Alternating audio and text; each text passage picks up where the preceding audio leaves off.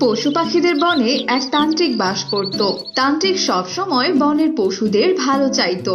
তাই সে একদিন একা একা বলতে থাকে, এ বনের পশুদের ভালোর জন্য আমাকে জাদুর মুরগির ঘর বানাতে হবে। তার জন্য আমাকে 400 মুরগির জোগাড় করতে হবে। এই বলে তান্ত্রিক বনের সকল বাড়ি থেকে মুরগি কিনতে থাকে আর এক ঘরে জমা করতে থাকে। এভাবে তান্ত্রিক 400 মুরগি জোগাড় করে ফেলে আর তার জাদু শক্তি দিয়ে সব মুরগিকে ছোট করে ফেলে আর সব মুরগিকে একটি ব্যাগে ভরে পুকুর পাড়ে নিয়ে যায়।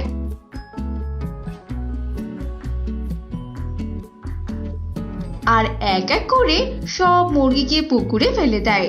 আর তখনই হঠাৎ করে সে পুকুর থেকে একটি কুমির ভেসে ওঠে আর বলতে থাকে, আরে এই তান্ত্রিক, এটা তুমি কি করলে? এই নিষ্পাপ মুরগিগুলোকে তুমি কেন পানিতে ফেলে দিলে? আমি এদের পুকুরে ফেলেছি এ বনের ভালোর জন্যই। তার জন্য তোমার সাহায্য লাগবে। আমাকে এই মুরগির 3টি ঘর বানিয়ে দিতে হবে। আর বলতে হবে না, আমি এক্ষুনি ব্যবস্থা করে দিচ্ছি। বনের ভালোর জন্য আমি সব করতে রাজি, কারণ আমিও বনের পশুদের খুব ভালোবাসি। এই বলে কুমিরের মুখ দিয়ে একটি গালিচা বের হয় আর তা ভাসতে থাকে। আর সেই গালিচা থেকে অদ্ভুত এক আলোক রশ্মি বের হয় আর সেই আলোক রশ্মি পুকুরের গভীরের সব মুরগিগুলোকে একত্র করে আর পুকুরের উপরে বড় বড় 3টি জাদুই মুরগির ঘর তৈরি হয়। কুমির, তোমাকে অনেক ধন্যবাদ। আমি কিছুদিন পর এসে এই মুরগির ঘর ডাঙ্গায় নিয়ে আসবো। এতদিন তুমি এই মুরগির ঘর তোমার আয়ত্তে রেখো। এবার আমি তাহলে আসি। এসব কথা বলে তান্ত্রিক সেখান থেকে চলে যায়।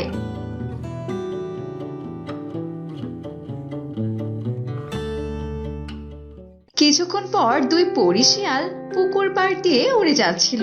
হঠাৎ তারা 3টি মুরগির ঘর দেখে বলে, আরে আরে, এ আমরা কি দেখছি? পুকুরে এত সুন্দর 3টি মুরগির ঘর। চলো চলো, আমরা ওই মুরগির ঘরের কাছে যাই।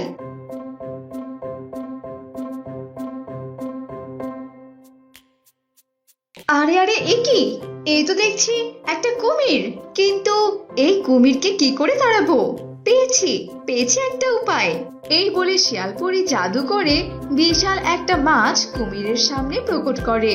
মাছটিকে দেখে কুমির আর লোভ সামলাতে না পেরে মাছটিকে খেয়ে নেয় আর সাথে সাথে কুমিরটি সেখানেই ঘুমিয়ে পড়ে। কাজ হয়ে গেছে। এইবার আমরা ওই মুরগির বাড়িকে নিমিষের উপরে নিয়ে আসতে পারবো। এরপর 2 পরী মিলে বিশাল এক দড়ি এনে মুরগির 3 বাড়িকে টেনে পুকুর থেকে ডাঙায় তুলে আনে।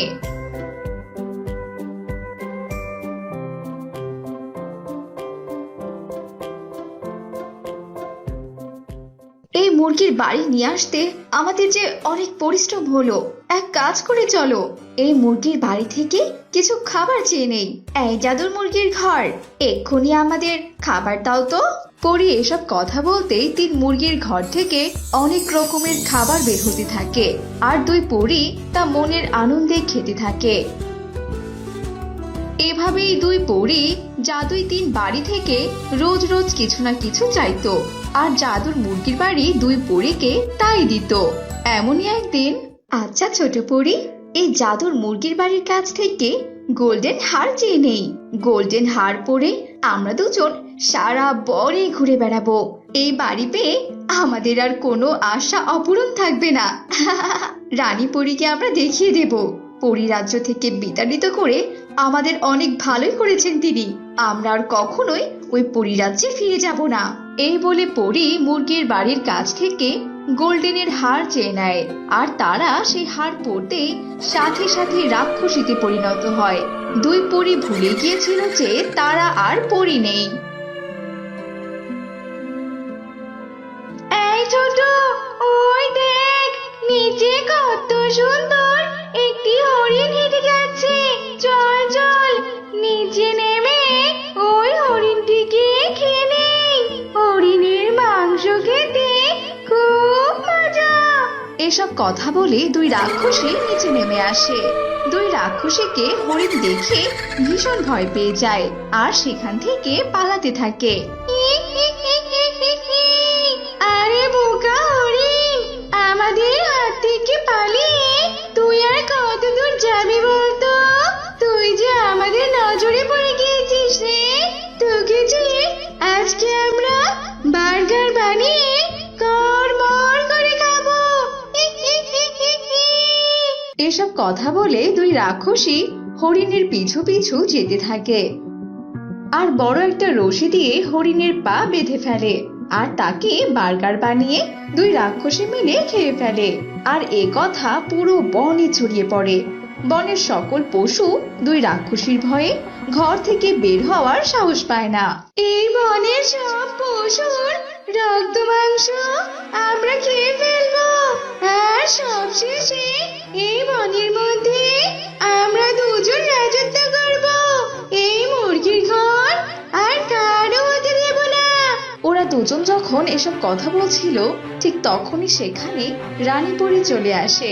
অনেক হয়েছে, অনেক। আমি আর তোদেরকে এই মরণ খেলা খেলতে দেব না। তোরা পরিরাজ্য থেকে বিতাড়িত হয়ে এই পৃথিবীতে এসে নিরীহ পশুদের কিনা খাবার বানিয়ে খাচ্ছিস। আমি এক্ষুনি তোদের আগুন দিয়ে পুড়িয়ে মারবো। এই বলে রানী পরী দুই রাক্ষসীর গায়ে আগুন লাগিয়ে দেয়, কিন্তু সেই আগুন উল্টো রানী পরীর গায়ে লেগে যায় আর রানী পরী যন্ত্রণায় চিৎকার করতে থাকে। কে কে কোথায় আছো? আমাকে বাঁচাও, আমাকে বাঁচাও, আমার গায়ে যে আগুন লেগে গেছে, বাঁচাও।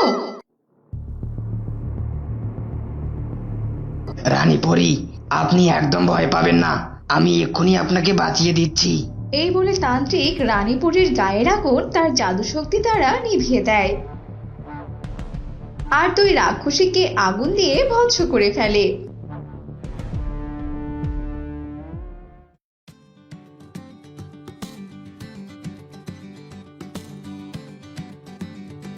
তারপর থেকে জাদুর তিন মুরগির বাড়ি থেকে বনের সকল অসহায় গরিব পশু পাখিরা যে যার যার মতো জিনিস চেয়ে নেয় সেই মুরগির বাড়ি থেকে, আর তারা সবাই সুখে শান্তিতে দিন কাটাতে থাকে।